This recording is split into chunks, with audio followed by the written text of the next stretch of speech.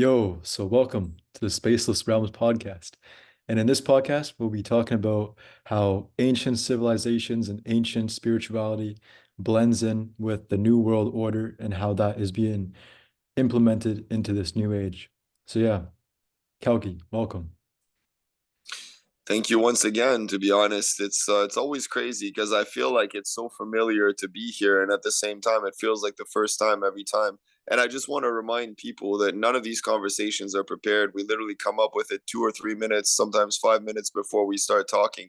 None of these questions are rehearsed.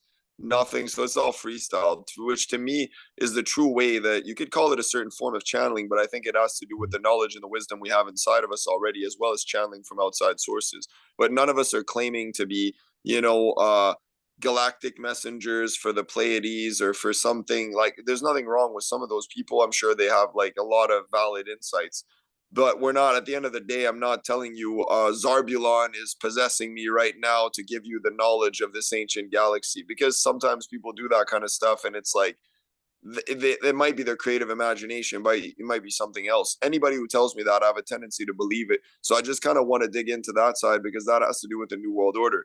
And Mhm. I want to try to trace the difference for people between spirituality and faith and religion. So spirituality and faith are very interconnected. To me, they're very closely connected. Having faith is like the step in between. Like, religion is the most oppressive. It's the lowest state of consciousness, because religare religioso in Latin is to bind, to submit. That's what the New World Order has done, is corrupting spirituality, spiritual matriarchal traditions, indigenous traditions, forcing them, plagiarizing, badly plagiarizing certain forms of ancient knowledge, ancient root races, ancient languages, colonizing them and garbling them together in a way that's very unoriginal and very oppressive and very patriarchal, and then trying to claim that these are ancient spiritual traditions. But strangely enough, this society, which correlates with religion, tells us that there's been no history before what we're being told in these specific books. They don't talk about the root races. They don't talk about spiritual awakening. The only spiritual awakening they seem to talk about is in submission and domination, is in admitting that a God is so supreme that we would have to bow down in submission to them for all eternity, and be lucky if we even get to be one of their worshipers. Otherwise, we burn in eternal hells. And that's the recurring factor in all religions, is that if you don't believe in them, in their God, in their prophet, in their specific branch, you're going to burn in eternal hell. But their God is a God of love and peace. Yeah. How many people what majority of humanity do you think is still under control by religious dogmas? I would say that's a variable. It really depends, because the amount of people, I think we've all been somewhat subjugated in a colonial patriarchal system that's controlled by religions everywhere. They have these centers. It's not a coincidence that they've destroyed ancient temples. They've restored a few of them, but they've destroyed many ancient temples. Like in Baalbek, for example, in Baalbek, Lebanon, there used to be a spaceport there. Ancient Sumerian texts, clay texts, actually speak about a spaceport in Baalbek, which means um I forget what Beck means, but it's basically it's meant to be something like the gate of a divinity. Like, it's supposed to be a landing place, a landing sequence. Now that the yeah. Does that connect in with ley lines and like ley lines across the planet?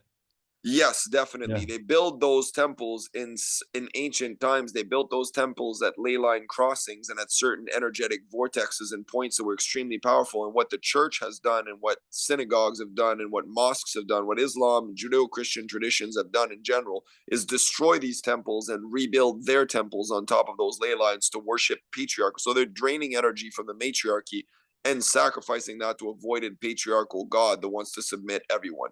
But to me, if you look at what parents should be, what good guardians should be, good friends should be, they always want you to be at least on their level, if not beyond them. Very strange that a so-called God would say in the Old Testament, in the Torah, and even in the Quran, we should not let them eat of the tree of knowledge of good and evil, because, or of the tree of immortality either. We must guard those, otherwise they will become like us. Imagine if, like, that must be a really evil person if they don't want you to be like them. Because at the end of the day, Jesus was like, be like me, like, try to be like me. Buddha was like, try to be like me. Tara was like, try to be like me. But then religions are like, don't be like us. We don't want you to reach our level of knowledge and power. And we're very scared that humans could ever reach the stars and achieve our level of cognition and understanding. I'm like, why? Because you want to keep everyone enslaved? Because that's the whole, it seems like the whole point of, the more I've studied religions, the more I've realized, and I'm not, please don't confuse this, Christianity is a faith. Islam has branches that are faiths, like Ahmadiyas, Sufis, Baha'is, Babis, Ishmailis, even the Shias, but the Sunnis are the majority that control all of Islam, and they pray in the name of Allah, but they actually, the intercessor, the creator of that branch is the father-in-law of Muhammad. Muhammad was already a voided rapist and a conqueror. Like, he was an abuser. He married Aisha when she was, he forced Aisha into marriage and raped her when she was, according to different arguments, 9 to 12. And he was in his 50s or 60s. So he was an old, creepy, lecherous piece of shit. Now imagine his father-in-law. That's Sunni Muslims. That's the majority of Muslims. They believe he's the ultimate authority of historic Islam. So that's how corrupted Islam. And I can say that because I'm from a Middle Eastern background. I grew up in those traditions, not directly in those traditions because I wasn't religious and I wasn't raised in religion, but I grew up with that background. So I have a right to criticize it. Now, if I was white passing, people would get angry probably, and they'd be like, he doesn't have a right to say that. But I've heard all that I've learned from Islam and from the mystical side of Islam and from the matriarchy and from exposing, all that I've learned about exposing the evil males and the evil God of Islam all came from Islamic women. Educated Islamic women who criticized and challenged their own religion at the risk of their own life in many cases, and being threatened by other people, being told they were going to get stoned to death or murdered, or threatened that they'd be raped or kidnapped or killed for speaking the truth about Islam. That's the truth about Islam and Christianity and Judaism. They will murder you if you tell the truth about their religion. They want to do that. Yeah, and that makes me just so thankful that we're able to talk about these kind of things. Because 200 years ago, you would be so oppressed and probably killed by talking about these Oh things. yeah, I'd be declared a heretic by the church. They Mhm. would have tried to burn me, torture me, do something, and they did that to witches. Let's talk about the Mhm. Christianity witches burning too. And that they did that, and witches to them were literally just educated women. As soon as a woman knew about herbalism, about books, they read books. They didn't want to just submit to their husband and cook and clean and make children and get raped. Then they'd be called a witch and they'd get burnt. My mother would have been called a witch. A lot of my family's members, family members, the women in there on both sides would have been called witches, and they would have been burnt to the stake, or they would have been challenged by the church or tortured or abused or raped. Now that's the Christianity's white history, but Eritrea and Ethiopia and the Rastafarian Christianity on a matriarchal side with Empress Menen and Empress Selassie, that's a different story. That's a true branch of Christianity. Mhm. That's the tribe of Judah or Yehuda. I feel like what we will dig into, talking about the veins of knowledge that we are connected to, me and you both are connected to more ancient knowledge and wisdom that humanity is only kind of resurfacing, but it's nothing new that a lot of the New Age movement shows to the public how they feel like this knowledge is new and this knowledge is like fresh, but actually this knowledge is so ancient and It so is. primordial, so sacred, and we're only touching into just the beginning of how much that knowledge and wisdom can shift the course of a soul's journey through infinity. So yeah. Indeed, it's so ancient that it's the exact opposite of what I mentioned about religions. And that's why spiritual Mm. people have nothing to worry about. Criticism. If somebody thinks I'm going to burn in hell for saying that religions are trying to dominate and submit and burn, you're exactly the reason why I'm saying that. Now, I want to give a shout out to all the Muslim sisters out there, all the youth, all the people that have been oppressed by religion that know that what I'm saying is true, even if you can't speak it out loud because you're scared about it and you happen to see this and you're like, I don't know if I can challenge my family or challenge my husband or challenge someone else. Just know that you have the right to do that. You have the, I won't say you have the duty to do that, but you have the right to do that. You have the freedom to do that. And if you feel like you don't, I stand with you regardless, because I stand with all people across the world that have been oppressed. I'm part indigenous, I'm part Tsigane, part Middle Eastern. I'm a mix and match of so many different cultures that at the end of the day, I'm part of part of my tradition is Moorish as well, from the Iberian Peninsula, from the Moorish Peninsula. But even the Moors were enslaved by Islam. And I think that correlates, and that's something I was talking about with a friend of mine, Startide, tonight. I think that correlates with the colonization of the earth and the hybridization of humans we were talking about earlier in Sumerian Genesis. In a previous podcast, we talked about it briefly. So the idea is that these overlords, the whatever people want to call gods of patriarchy of religion, they're clearly not earthlings. They're not humans. People would never argue that God is a human unless you think of like Jah, Emperor Selassie. That's an emperor. It's not God in the flesh, but you could say that's a divinity. Like we were made in his image. Comes from the lineage of King Solomon and from Yeshua, so that makes sense. He's a living divinity, but he's not the ultimate God that created the universe. He was a human historical person. But then at the end of the day, most people agree that the God is not a human being that lived on earth, unless you think of like divine figures or messengers like Yeshua or Buddha being God incarnate. That's different. But the idea of Yahweh and Allah and all the other ancient gods, they believe like Malak and I don't know who else, like the ancient gods like Baal that aren't really gods that turn into, God demonized or were demons, who knows. But the point is, at the end of the day, they came from outside of the earth. And so that would mean that we were worshiping aliens. Now, we can all agree that that ancient wisdom, I believe at least, it's very easy to see it, especially if you look at how old temples are, and that we've been told recently that our civilization, especially in Western sense, our civilization isn't even a couple thousand years old. It's a couple hundred years old in the West, in the US, and in Canada for the colonial side of the culture. Indigenously, it dates back to hundreds of millennia, if like more than that even. Who knows if millions of years ago we already had advanced civilizations here. I'd believe it. I believe a lot of that got wiped out. Now Blavatsky, H.P. Blavatsky talks about that in her books, Elena. And she explains very clearly the 7 root races. I think there was an 8th one originally that was even more ancient, but I think we can safely conclude in some senses in a universe or in a cosmos that's that old, that spiritual knowledge and wisdom, a lot of it from many traditions, especially in an infinitely expanding universe with infinite galaxies, infinite planets, infinite civilizations, infinite cultures. We're clearly not the only beings here, and this might very well predate even the oldest ancient golden age human races.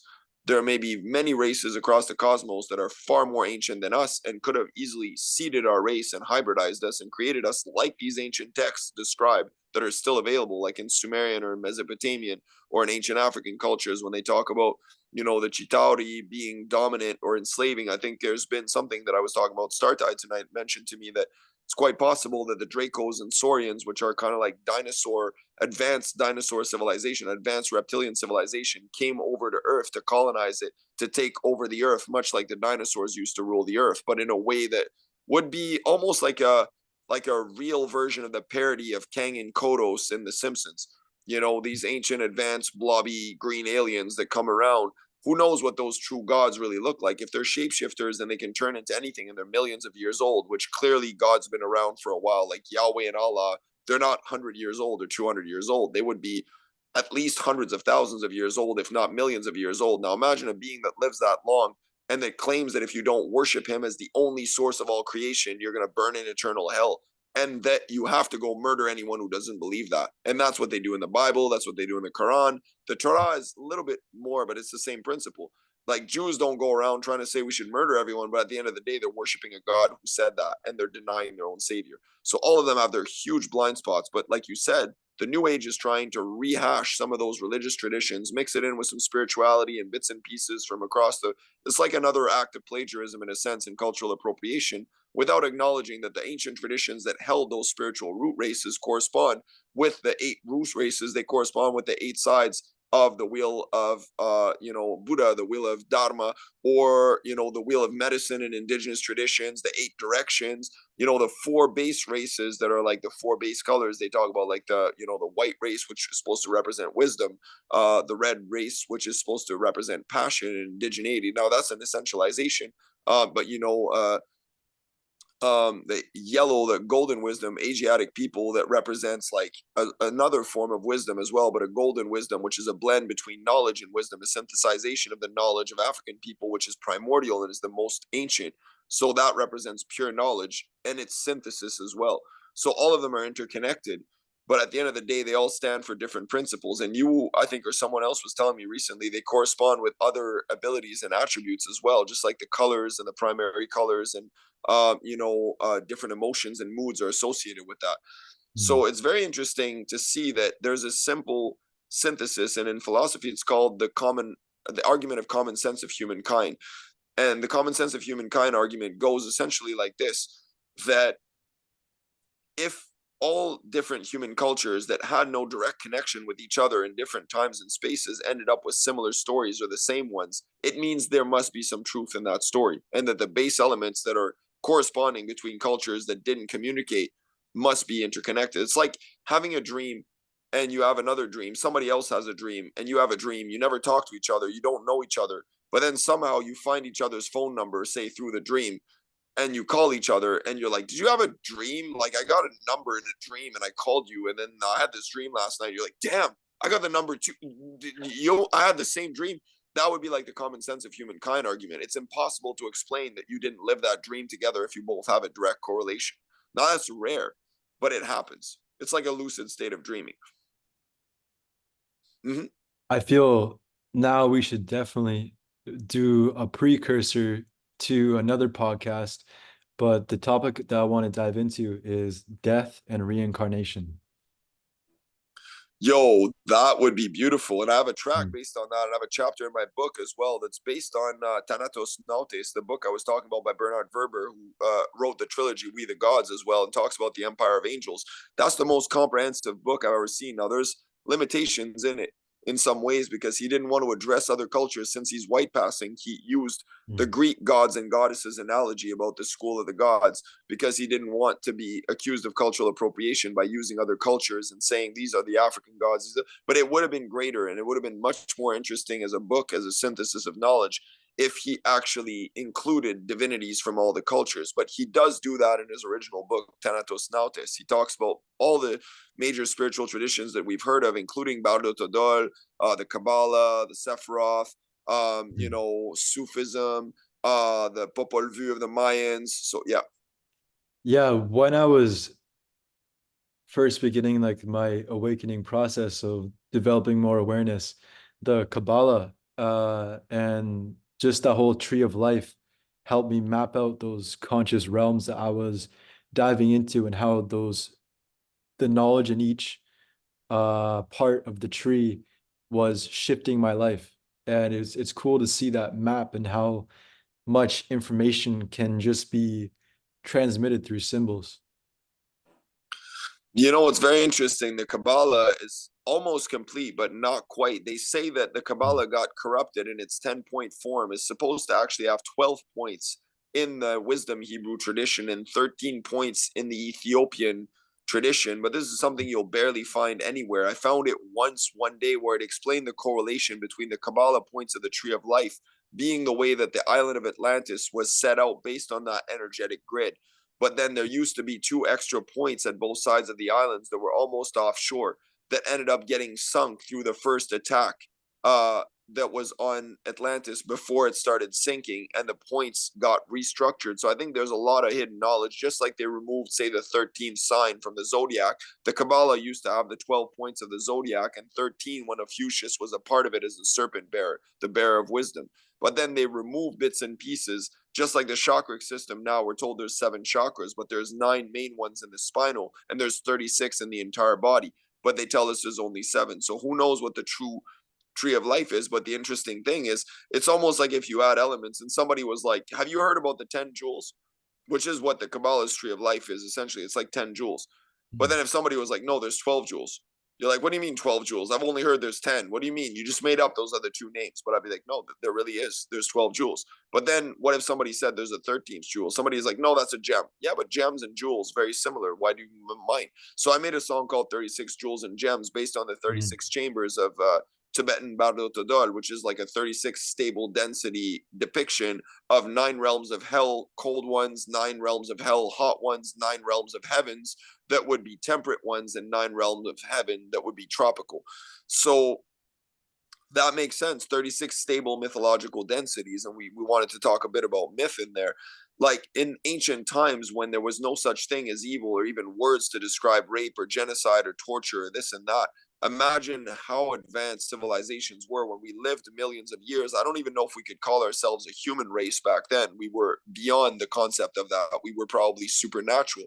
But those ancestors that seeded us, they lived through our genetics, through our DNA, in quantum sense. Even if we don't have their brain capacity, their brain size, or their technological advancement, we still have the awareness to comprehend and synthesize much of that knowledge and wisdom that they've actually shared with us, even if a lot of it's been obliterated. But I think a lot of it, to me, is just about critical thinking, questioning, and common sense in many different senses.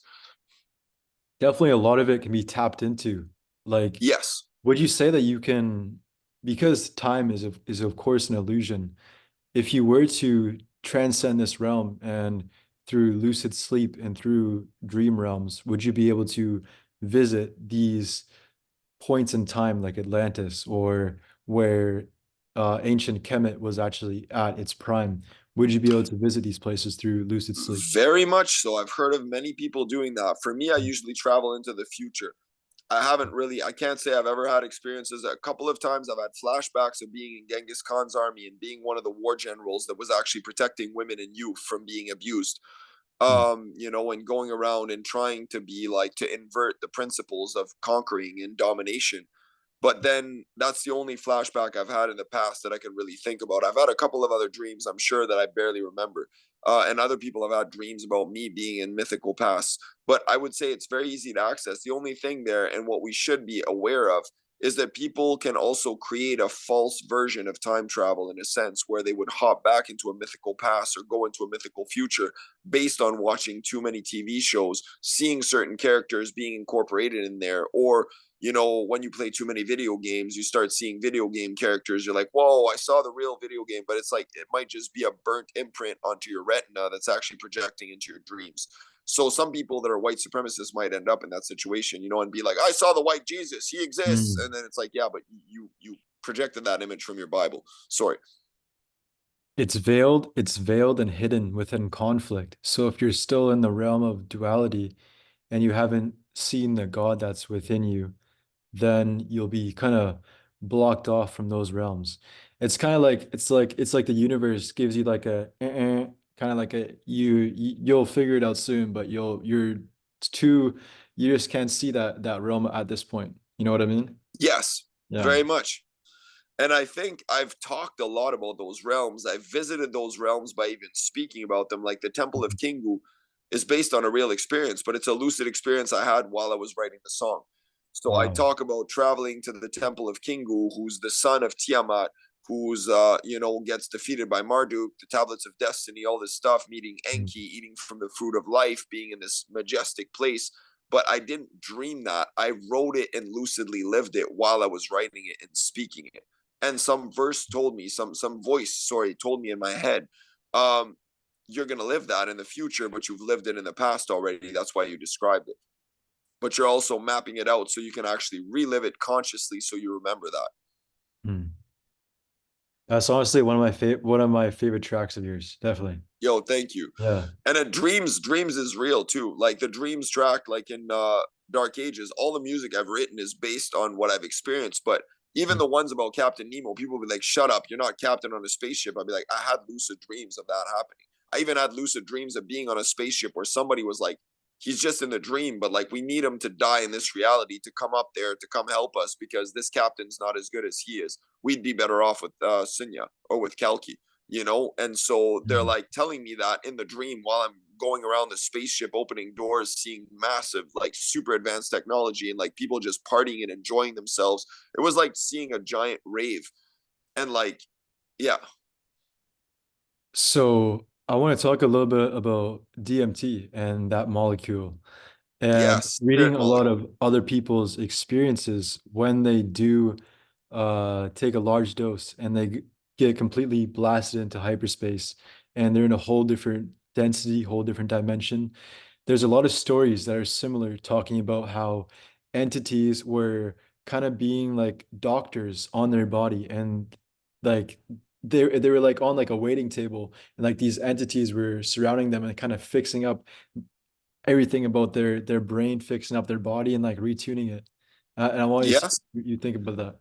very much. That makes sense because to me, my experience, my most intense experience on DMT, on dimethyltryptamine, which is naturally triggered within the brain and is found Mm. in nature everywhere as well, in certain like moments of psychedelic ecstasy, if you want to put it that way, or in certain bad trips, sometimes when you need certain realizations. It's exactly what it did. I saw an Alex Gray kind of painting Mm. Bodhisattva radiating light from all of their nadis and marmas and chakras, but looking at me in an angry, frowning face, looking down upon me, telling me telepathically, you didn't need to do this. You have enough drugs in your system already. You didn't need to do more. You have this ability naturally. Don't do it again.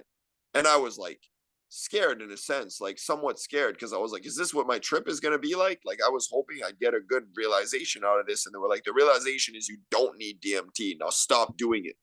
Mm-hmm. And I was like, okay, so how long am I going to be high now? And they were like, long enough for you to realize this, that it's uncomfortable and you don't need to do it again. Mm-hmm. How long ago was that? How old were you at that time? I was probably about 27, Mm. something like that, in colonial age. You know, I What? still look like a teenager. Back then, I would say, like in Kemetic age, in African Egyptian age, they say you become an adult at 50. But that's in like kind of immortal age, if you want to put it that way. So back like I just want to clear that for Wow. people. I'm 41 years old colonially right now, but that's on a piece of plastic. I don't even know. I don't remember when I was born. I'm not even sure if those dates are accurate. I don't have ID anymore.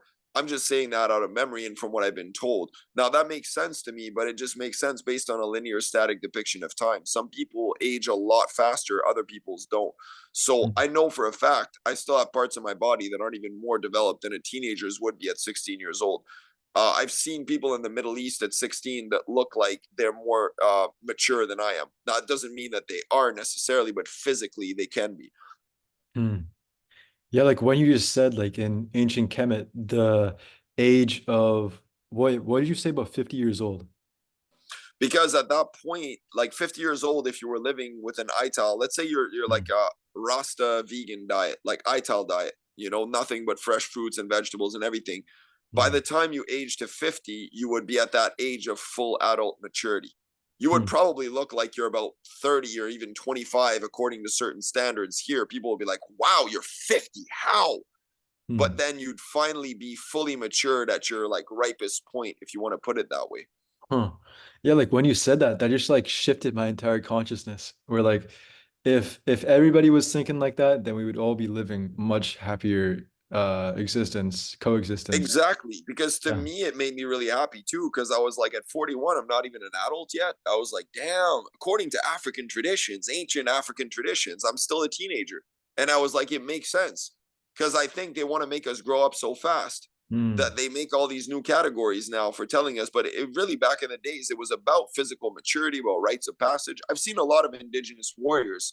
I've Yeah. seen a lot of African people, or, you know, more built people, more mature people than me, and men, I would say in particular, that look at me like I'm still like their little brother or a teenager, even if they're like 22, but they're like a 6'4" like warrior that, you know, can spear a boar or buffalo and, like, you know, do it in a mythological way to actually, like, you know, be super honored and send the totem to a higher realm to watch over them. Mm. You know, those kind of people that could, like, you know, do a sun dance and hang by like 11 hooks on a tree for like a day while they're meditating, and then the hooks rip out of their body and they fall to the ground. They get back up and put some bear grease on there and actually heal themselves. I could never do that.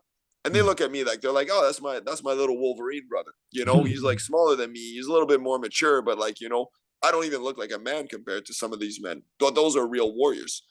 You know, Mm. me, I'm a warrior too, but I'm a Kalkin. Like, I'm a warrior that, like, is kind of like an eternal teenage form. So everybody needs to realize, I think, this is the most important part about age, is it's a non-linear concept. It's polymorphic. There's many different levels of maturity, many different bodies. Every single body has a level of maturity and an age to it, and they all merge and mesh together. Mm. Yeah, there's a certain lyric that you talked about, and you said like did it as something something, then where the mind equals wisdom. You know what I'm talking Oh about? yeah. Yes, I remember. That's in Open Your Mind. Yeah. um a divine ecosystem where the mind equals wisdom. Yeah, yeah, exactly. Yeah, so I like reach for the island where moksha is heated, a divine ecosystem where the mind equals wisdom. So when I said that, um, I was trying to explain a concept which is actually defined in a certain sense. I tried to evolve a concept that was defined by Aldous Huxley in his last book, The Island, or one of his last books that he wrote during his life, that's called The Island, Where I'm trying to explain in there, they have this moksha medicine, which is equated in many different cases. People think it was kind of like mushrooms that they were giving to people. It's called liberation medicine to increase their brain activity and make them achieve states of higher enlightenment. Now, moksha medicine could be anything, could be any shamanic remedy to bring liberation. Ayahuasca, anything. Yes, exactly. Depending on the cultures, depending on the traditions. But that's why I said reach for the islands where moksha is heated. Reach for islands where freedom is heated. Could be Caribbean islands, could be Asiatic islands, Oceanian islands. But I'm like, reach for indigenous principles of living in symbiosis in an ecosystem, in a microcosm, in a sense, or a macrocosm within the microcosm, where freedom is heated, moksha is heated. And that's why I said it's a divine ecosystem, because we live in harmony with nature, where the mind equals wisdom. Because I'm like, our mind is actually a synthesis of the super soul and our consciousness, which is non-local, but is still situated in a certain sense within the swan state of the brain activity enlightenment, which lights up certain parts of the brain in the shape of a bird that sometimes is flapping its wings at high brain activity. And then the seat of the soul in the center of that would be the pineal in the front at the Ajna chakra, at the third eye chakra. How would you say time, how does time correspond with higher stages of awareness and enlightenment? Because the way I see it is, as you gain more awareness and you connect more with yourself and connect more with your vessel, it slows time down much more. It completely distorts time. It does. It can accelerate time sometimes, but when the time slows down, what's very interesting is that in both cases, like when time slows down, it's because you have kind of almost like an extended longevity perspective on reality. You might be having the perception of time of an ancient immortal relative or ancestor of yours that lives 100 or 1,000 years or 1,000,000 years, but you're living that within a human lifespan of 100 years with time distortion. So Mm. that time distortion allows you, in many cases, to age slower, to perceive time differently, so that at the end of the day, somebody might be like, I haven't seen you in 10 years. To me, I'm like, it feels like it could have been. They're like, but you look just like yesterday. You barely even changed. But then in those 10 years, they've aged so much because they didn't take care of themselves, and their time perception and their brain activity is different, that they ended up aging beyond me. I have one of my best friends, and I won't get into it, but one of my best friends, he's aged so much faster than me that now he looks like he could be my father, but we're the exact same age. Wow. But that's because he was Mm. eating very unhealthy, like literally was eating extremely unhealthy, was eating like chicken wings and a bunch of stuff, and like, decided to go back to eating meat and byproducts and torture, even though I told him many different times. But if he had eaten differently, his age would be completely different. Mm. Yeah, and the way I see it personally is like the more I am in tune with a clear vessel, I can tap in more to my soul potential, more to my DNA.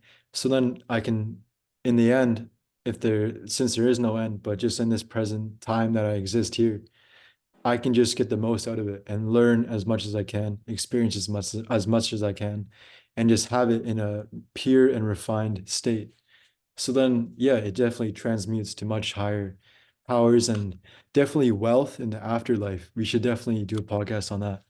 Yes, and I'll tell you one thing right now to give to give people a little of an idea of what we're actually doing in that, or what we can dig deeper and explore in that. I would say one way that I can explain: not only can you slow down aging, you can age backwards. One Mm. easy way to explain that scientifically is when we're using, say, fruits that are high in antioxidants, like say blueberries or acai berries, or gooseberries, or something that's very dark, very rich, mineral rich, vitamin rich fruit that has a lot of antioxidants. They stop your body from oxidizing. Oxidization on a car, for example, in a car's body would be rust. Now, what do? You rust proof it. But if you rust proof it in a way that's natural, that actually the car doesn't really mind the chemicals as much. It might corrode the metal in the long term, but the car is a lot tougher than our body. Now, if we use natural antioxidants to stop our body from aging faster, we're literally aging backwards. So we're fighting against the perception of time distorting us because of the suffering. The major amounts of suffering on the planet is what's causing the accelerated aging. the less suffering there is, the longer our lifespan is going to be. But then that applies on a personal level, on an unconscious level, on a spiritual level, on a global level, on a cosmic level. And the more you do to stop suffering for others, the more you'll stop it for yourself as well. And you'll age in a better way. You'll age more gracefully. You'll be a better person. You'll incarnate in higher